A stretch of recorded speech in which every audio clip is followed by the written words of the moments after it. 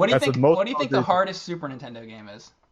the hardest Super Nintendo game. Hmm. I'm not a big Super Nintendo guy, Mike. I can't Okay. make it. Okay. I say I think I it's only. I think it's Super Empire Strikes Back. You think that's that hard? I do. That's actually one I played and beat. And I rented it. No, I don't think that was that bad. Have you beaten that game? Yeah, I beat all three of them. Sure. Wow. I'm impressed. What was so hard about Super? Now we're really going on a tangent. What was so hard about Super Empire Strikes Back? It could be that I'm just not good at it. You're not good at the platform. When you said Not that, I was that like, game. wow. One of the games I had. See, my problem with, real quick with Super Nintendo was that I only own about 9 games for the system Okay. because by that point I was transitioning into PC. So because by the time you got to the early 90s, PC was the king. Of CD-ROM stuff you cannot do on a Yeah. console. So I didn't own that many, but I did rent a decent amount of Super Nintendo games. But I did, I beat the entire Star Wars trilogy. There's Super another Star Wars. interesting gaming question. PC gaming,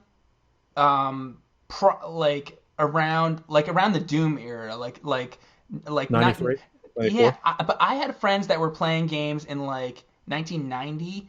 Like I had a friend who was playing a game on his PC, and it was prior to like AOL. He had the internet, but it wasn't AOL. It was before that, and it was like he was playing a game that was just like text. It was like a Dungeons and Dragons type of thing, like a Warcraft type of thing, but all text on the screen. And there was games, Like dial-up BBS. yeah, dial-up BBS bulletin board thing, and he was playing games like that, and I used to watch him play that. Meanwhile, I'd be in the other corner playing Final Fantasy II or something, and that era of games, I feel like, is also like nobody seems to. I mean, people talk about Doom, people talk about Wolfenstein, but there were so many other games from that period that are very forgotten now. Like I had a game called Waxworks, which was I think came out in 1992, and it was one of the most violent video games that I had ever played or seen. There was people getting their heads chopped off and all these gory effects. It was awesome. Nobody talks about that.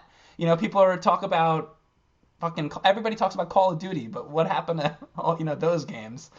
They're still around. There's just not enough people that Care. I mean, obviously, talking about like YouTubers, all the people that play those games in the 80s are 50 or older. A lot of remember in the 80s, computers were very expensive and adults bought them. They weren't for kids. So but the answer to all of my questions are that I'm old. No, not you're old. You just like stuff that older people like. That's yeah. I've always been that way. I used to go to play bingo. I was the only person under 30 playing bingo. So I love bingo, and as a kid, I like to watch like Bosco cartoons, and I like to watch like Laurel and Hardy. I've always liked old stuff. So, we just have older sensibilities. I love Three Stooges. I do. Yeah, Three Stooges are great.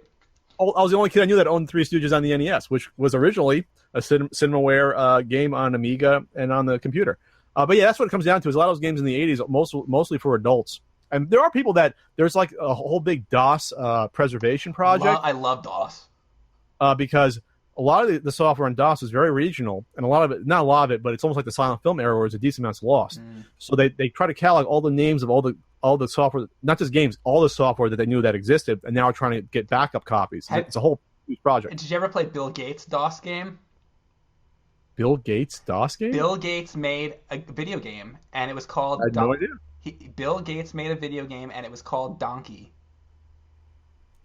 Now, I did play a game called Donkey. It was maybe not the original one, but it was a bootleg one. Is that where you just have a road and you had to avoid the donkey? Bill going Gates left and right? made that game.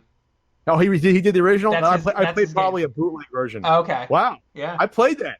There you go. I think about that. I mean, the guy's the richest guy in the world, right? Or one of them. I think of that sometimes. And I'm like, I wonder if he ever thinks about Donkey that he made. Probably that. not. I mean, I probably still have the 5 1/4 diskette somewhere, but it's not BitRot that has it on there. If somebody could get, basic. This is what I want to do. Basic Let's do a language. Kickstarter so that we can get Bill Gates on James and Mike Monday, so we can do James and Mike Monday Donkey with Bill Gates as the guest. That's my dream That's project. great. You can get 2 million more subscribers, Mike. Like you need them. That'd be great. Well, I'm struggling to get to 200,000. Right. James and Mike play Donkey with Bill Gates. Yeah, I do remember that. You had to load up BASIC, so it was not, you couldn't play it out of DOS itself. You had to load up BASIC, which was a whole other program environment. Then you loaded the games up. There was one called Ribbit, which was a frog thing where you jump from lily pad to lily pad, and you're towing up, and you got Like flies. God. Now I'm sure if you search on YouTube, there's people that have this because you can play all the stuff in DOSBox. That's awesome. Which is great. Yeah, all this stuff is preserved. There was a. I remember originally Donkey. I was mad because I thought it was gonna be Donkey Kong, but no, it was Donkey. I see what happened. But there was I did play like a Space Invaders clone. There was a game that was a Dig Dug clone that I played. A lot of clones. There was a Q*bert clone called I think it was called Jaybird. Speaking of like arcade clones, I got a question for you. What do you know about Crazy Kong? What I know about it was basically just a pirated version of Donkey Kong that people made and put out. The only thing about that, though, I think Nintendo actually had involvement in that, though. They probably got it struck down. I thought that they like released it actually, but then took it down or something. I don't know. It's an interesting story. In the early '80s, there were probably a good amount of games that were bootlegged in one way or the other. Yeah. That they basically just stole the ROM and changed it a little bit and called it something else. Yeah. The Crazy Kong is probably the biggest example. Crazy Kong had an actual cabinet though. Yes, it did. Yeah. That's what I mean. Yeah, they Yeah. they're probably really hard to find nowadays though. But yeah.